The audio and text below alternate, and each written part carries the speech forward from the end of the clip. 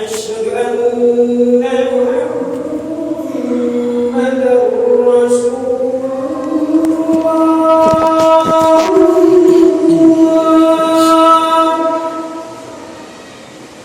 أشهد أن محمدًا رسول الله.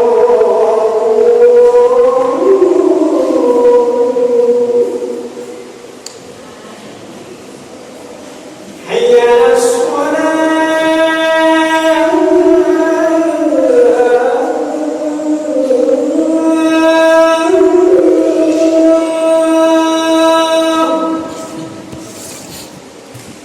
حي على الصلاة.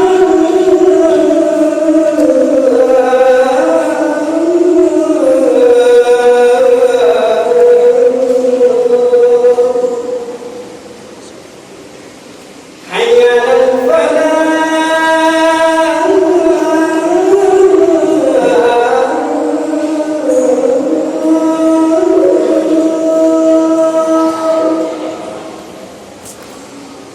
حي على الفلاح.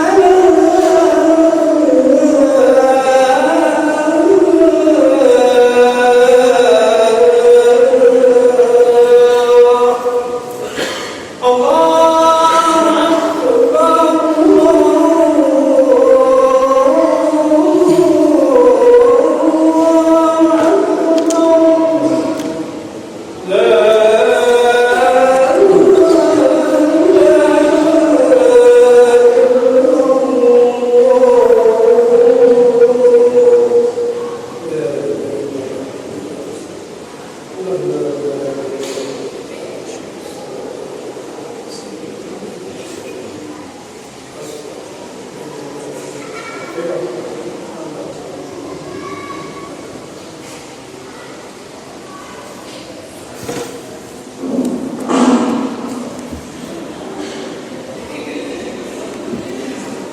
الحمد لله الملك الخلاق الولي فلا ولي من دونه ولا وقت الغني الذي لا تغيض خزائنه مع كثرة الأنفاق المحيط علمه بجميع الخلائق في جميع الآفاق فسبحانه وتعالى من إله على الأرشه استوى وعلى الملكه استوى فلا مناجع له مشاق أشهد أن لا إله إلا الله وحده لا شريك له لا ضد ولا ند ولا مناجع ولا مشاق وأشهد أن سيدنا محمدا عبده ورسوله وخليله أشرف الخلق على الإطلاق إلى يوم التلاق أما بعد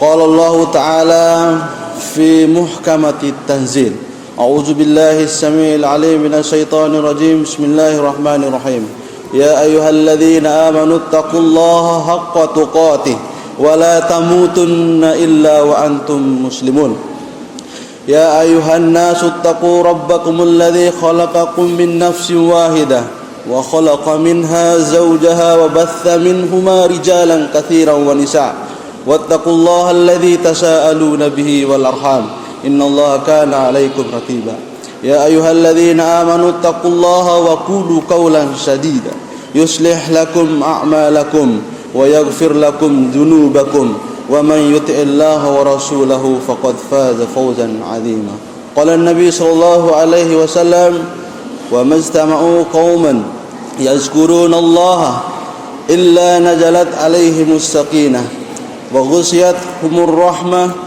حفتهم الملائكة وذكرهم الله في من عنده صدق الله العظيم وصدق النبي صلى الله عليه wasallam. Ma'asyiral muslimin, sidang jamaah Jumat yang sama-sama dimuliakan Allah Subhanahu wa taala. Marilah kita senantiasa bertakwa kepada Allah Subhanahu wa taala. Dimanapun dan dalam keadaan apapun kita senantiasa mengutamakan ketakwaan kepada Allah Subhanahu wa taala, baik dalam keadaan senang maupun dalam keadaan susah, baik dalam keadaan bergembira maupun dalam keadaan terkena musibah. Kita senantiasa bertakwa kepada Allah Subhanahu wa taala. Salawat dan salam kita haturkan kepada baginda Nabi Muhammad sallallahu alaihi wasallam, para sahabat, keluarga dan para pengikut beliau hingga akhir zaman. Dan mudah-mudahan kita semua yang hadir pada Jumat kali ini termasuk follower setianya baginda Nabi sallallahu alaihi wasallam sampai nanti kita dipertemukan oleh Allah Subhanahu wa taala bersama Nabi sallallahu alaihi wasallam di Jannatul Firdaus. Amin ya rabbal alamin. Pada kesempatan yang berbahagia ini, saya ingin menceritakan satu kisah yang ditulis oleh Syekh Nawawi Al-Bantani, seorang syekh dari mazhab Syafi'i yang berasal dari Indonesia, dulu tinggal di Mekah. Dalam kitabnya Nuruz Zulam, beliau menceritakan kisahnya Nabi Musa alaihi salam ketika Nabi Musa sakit gigi. Nabi Musa pernah sakit gigi, kemudian mengadu kepada Allah Subhanahu wa taala. Kemudian dia mengatakan, "Ya Allah, saya sedang sakit gigi, tolong berikan saya obat." Gitu kata Nabi Musa. Kemudian Allah menjawab, "Ambillah rumput itu ya, kemudian letakkan ke gigimu yang sakit." Kemudian langsung Nabi Musa alaihissalam mengambil rumput tersebut, kemudian menempelkan rumput tersebut kepada giginya. Kemudian seketika giginya Nabi Musa itu sembuh. Kemudian beberapa waktu kemudian, setelah beberapa hari, muncul lagi sakit giginya Nabi Musa. Tapi pada saat yang kedua ini Nabi Musa tidak mengadu kepada Allah Subhanahu wa taala. Langsung, karena dia sudah tahu obatnya, langsung pergi ke rumput tersebut, kemudian mengambil rumput, kemudian menempelkan lagi sesuai dengan perintah Allah yang pertama. Tapi malah membuat giginya semakin sakit. Kemudian dia mengadu kepada Allah Subhanahu wa taala, "Ya Allah, ilahi ya, alasta amartani bihada wa dalaltani alaihi." Wahai Allah, ya Allah, bukankah engkau memerintahkan kepada saya dulu untuk mengambil rumput ini, kemudian menunjukkan saya untuk obatnya adalah ini.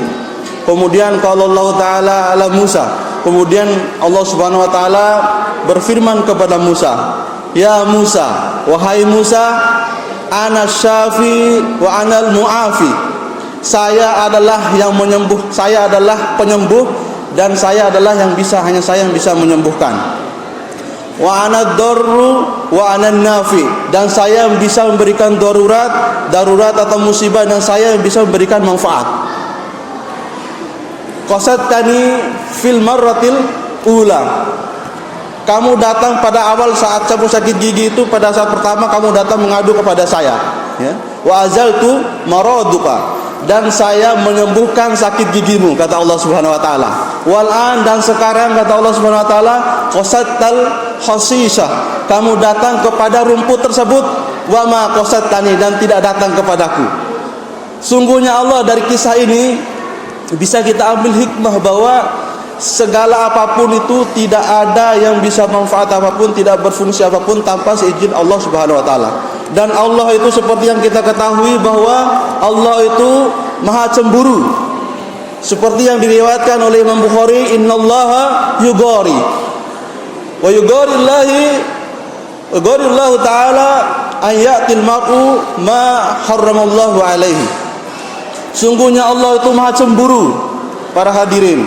Allah itu cemburu kepada orang yang datang melakukan keharaman yang sudah diharamkan oleh Allah Subhanahu wa taala, dan meminta-minta kepada selain Allah, percaya kepada selain Allah, dia adalah telah melakukan keharaman, bahkan masuk dalam tingkatan kesyirikan. Dan Allah itu sangat tidak suka dengan ini. Dan ini banyak sekali kita temukan bahwa kalau bukan dokter ini, kalau bukan dokter itu, saya tidak akan pernah sembuh. Kalau bukan karena saya, kalau bukan karena kami, maka ini tidak akan jalan. Tidak akan berdiri masjid ini kalau bukan karena saya, kalau bukan karena kita pengurus masjid. Padahal semua ini karena Allah Subhanahu wa taala. Marilah kita senantiasa memperbaiki pemikiran kita, seperti yang dilakukan bahkan oleh para nabi. Contohnya Nabi Yusuf alaihi salam, ketika dikhawatirkan akan dibunuh oleh orang pada zamannya. Waktu itu sedang sibuk-sibuknya mengurus persiapan masa kesuburan, masa subur di Mesir dan masa paceklik. Kemudian para pengawalnya mengatakan, wahai Nabiullah, sungguhnya kami khawatir kamu akan dibunuh oleh orang, karena akan ada rencana jahat untuk membunuhmu.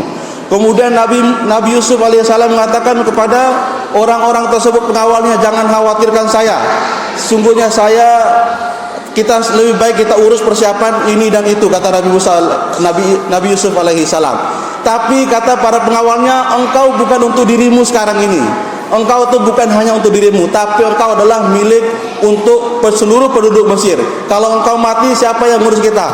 Apa kata Nabi Yusuf alaihi salam? Mengatakan, innallaha yastati an yursila mi'ata misli. Kata Nabi Yusuf alaihi salam, sesungguhnya Allah itu bisa mengutus orang yang mengutus orang 100 orang yang seperti saya. Jadi itu tandanya dia bertawakal kepada Allah Subhanahu wa taala.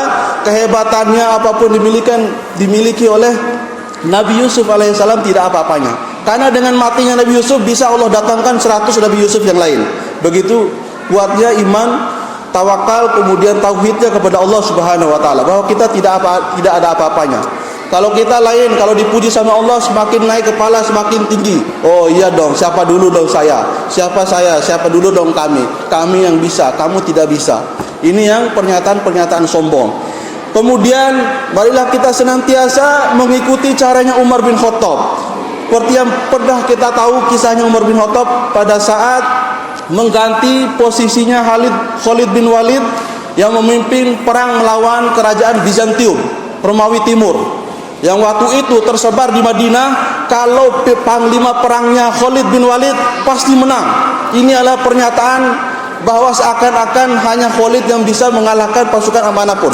Karena memang terbukti sejarahnya Khalid bin Walid tidak pernah kalah dalam memimpin perang. Akhirnya tersebar subhat-subhat bahwa kalau sudah Khalid yang memimpin pasti menang tanpa melibatkan Allah Subhanahu wa taala. Kemudian karena itu Umar bin Khattab pada waktu itu menjadi Amirul Mukminin, mengatakan langsung kirim surat kepada pasukan Khalid. Kemudian diprotes, kenapa ini Umar mengganti? Kemudian Umar mengatakan, ini lam a'zal Khalidan, sungguhnya saya tidaklah mengganti Khalid bin Walid ini, tidak mencopot dari jabatannya sebagai panglima an suhtatin au khiyanatin, atau karena dia memiliki kesalahan atau dia berkhianat kepada saya. Tidak, kata Umar bin Khattab. Tetapi kata Umar bin Khattab, walakinnan nasi futinu bihi, tapi manusia sekarang sudah terfitnah oleh itu.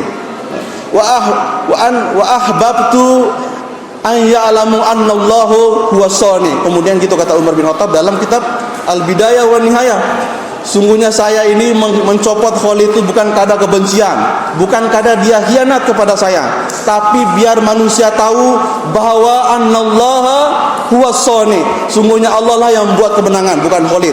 Bahkan dalam kitab lain dikatakan, dalam kitab Syiar An-Nubala mengatakan, karangan Imam Az-Zahabi,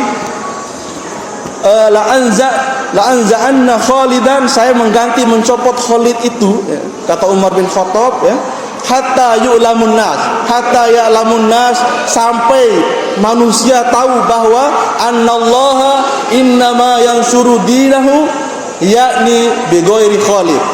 Gitu kata Umar bin Khattab. Sungguhnya saya mencopot Khalid ini biar manusia tahu, biar kalian tahu bahwa Allah bisa menyelamatkan, memenangkan agamanya ini walaupun tanpa Khalid. Ini ketauhidan dari Umar bin Khattab, bahwa tidak ada Khalid apa-apa. Pada saat perang itu terbukti diganti dengan sahabat yang lain, yaitu Abu Ubaidah bin Zarrah, diganti oleh Umar bin Khattab untuk menjadi pemimpin perang melawan Romawi Timur. Dan di bawah pimpinan Abu Ubaidah bin Zarrah, walaupun Abu Ubaidah juga minta bantuan kepada Khalid, itu bisa meluluh lantakan pasukan Romawi Timur, yaitu pasukan Bizantium, yang itu mengalahkan 250.000 pasukan, sedangkan pasukan dari muslimin sangat sedikit sekali. Kemudian Umar bin Khattab bagaimana tauhidnya kepada ketika dia terjadi peristiwa kekeringan Sungai Nil. Jadi selain terjadi pada zaman Nabi Yusuf, kering terjadi Sungai Nil, ternyata pada zaman Umar bin Khattab ketika menjadi khalifah, Sungai Nil pernah mengalami kekeringan sampai orang itu susah sekali makan, susah menanam, pokoknya kelaparan di mana-mana. Kemudian di Mesir itu terkenal dengan orang-orang Mesir, budaya dulu sebelum Islam datang itu kalau Sungai Nil ini kering maka harus dikorbankan seorang gadis perawan. Direncana seperti itu. Kemudian didengar oleh Amr bin As waktu itu sebagai gubernur Mesir. Kemudian karena dia mendengar ini adalah kesyirikan, maka Amr bin As mengirim surat kepada Umar bin Khattab. Ya Umar, begini kata Amr bin As. Kemudian Umar mengirim surat kepada Sungai Nil, bukan kirim surat kepada gubernur. Dia mengirim surat kepada Nil. Dia mengatakan, ya Nil, baik Nil ya. In tajri binafsik la tajri. Kalau seandainya kamu mengalir karena dirimu sendiri, maka jangan pernah kamu mengalirkan Sungai Nil ini. Wa in tajri billahi, kalau kamu mengalir karena Allah SWT, fatazri, maka mengalirlah. Pada siang hari itu surat itu dibaca oleh Amr bin As di hadapan Nil, kemudian dilemparkan kepada Sungai Nil. Kemudian malam harinya Sungai Nil langsung naik, mengalir sungai-sungai di sana, mengalir sungai. Ini luar biasa sebagai karomah dari Umar bin Khattab karena ketauhidannya kepada Allah Subhanahu wa taala. Dia percaya kamu tidak ada apa-apanya, ini Allah yang semua yang ngatur semua. Apalagi kita yang tidak tahu apa-apa. Ma'asyiral muslimin rahimakumullah. Kemudian kisah Nabi Yakub alaihissalam sampai ditunda-tunda pertemuan dengan Nabi Yusuf, menangis sampai buta Nabi Yakub ini, seakan-akan tidak ikhlas dengan kehilangan dari Nabi Yusuf ketika kecil, sampai 30-an, 35 tahun, 40 tahun tidak ketemu dengan Nabi Yusuf, menangis. Kemudian ditegur oleh Jibril alaihissalam, wahai Yakub, jangan kamu seperti ini. Sungguhnya ini adalah takdir dari Allah Subhanahu wa taala. Kalau kamu pengen ketemu dengan anakmu, maka ikhlaskanlah anakmu itu. Ikhlaskan, kemudian bertawakal kepada Allah Subhanahu wa taala. Kemudian Nabi Yakub menangis sejadi-jadinya, ini adalah kesalahannya, dan akhirnya karena taubatnya Nabi Yakub tersebut, Allah mempertemukan Nabi Yusuf dengan Nabi Yakub. Para hadirin sidang jemaah Jumat yang dirahmati Allah Subhanahu wa taala. Dan dengan kisah-kisah ini marilah kita senantiasa meningkatkan keimanan dan ketakwaan kita kepada Allah Subhanahu wa taala. Jangan sampai kita senantiasa membangga-banggakan diri karena ilmu kita, membangga-banggakan diri karena kekuatan fisik kita. Kita tidak ada apa-apanya dibandingkan dengan orang lain, dibandingkan dengan kekuatan Allah Subhanahu wa taala. Dan sekali lagi Allah itu Maha cemburu kepada siapapun yang selalu membangga-banggakan diri. Bahkan seperti kisahnya Qarun itu membanggakan diri. Apa katanya? Innama utituhu ala ilmin indi, katanya. Kata Qarun ketika dimintain zakat oleh Nabi Musa, sudah kaya dimintain zakat, enggak mau saya, ini adalah harta dari apa yang saya miliki. Sungguhnya saya mendapatkan semua yang saya miliki ini, katanya, ala ilmin indi, karena ilmu yang ada pada diriku. Inilah kesombongan Qarun. Akhirnya dihancurkan oleh Allah Subhanahu wa taala. Sampai sekarang kalau ketemu harta apapun di muka bumi, kita selalu menyebut ini harta Qarun, itu harta Qarun, harta si Qarun yang ditenggelamkan oleh Allah Subhanahu wa taala. Sampai dimanapun ketemu harta itu pasti ketemu dengan harta Qarun ya. Jangan sampai kita senantiasa tidak bersyukur kepada Allah Subhanahu wa taala. Seperti hadis qudsi yang diriwayatkan oleh Imam Al-Baihaqi, Rasulullah SAW bersabda, qala Allah, inni wal jin wal insi naba'in azim. Sungguhnya saya, para jin dan para manusia dalam kabar berita yang besar. Ahlaqa wa ya'budu ghairi. Saya menciptakan mereka semua jin dan manusia ini, tapi mereka menyembah selain aku. Wa arzuku wa yashkuru siwai, dan saya memberikan rizki kepadanya, tapi dia bersyukur, berterima kasih kepada yang lain ya. Khairi ilaihim nazilun wa basarruhum ilayya sa'idun. Kebaikan yang saya berikan kepada mereka selalu turun kepada mereka, tapi yang dibalas, mereka membalas dengan keburukan yang selalu naik kepada saya. Wa ahbabtu ilaihim bin ni'am wa anal ghaniyyu anhum, dan saya suka memberikan kenikmatan kepada manusia dan kepada para jin, tapi padahal saya tidak butuh kepada mereka ya.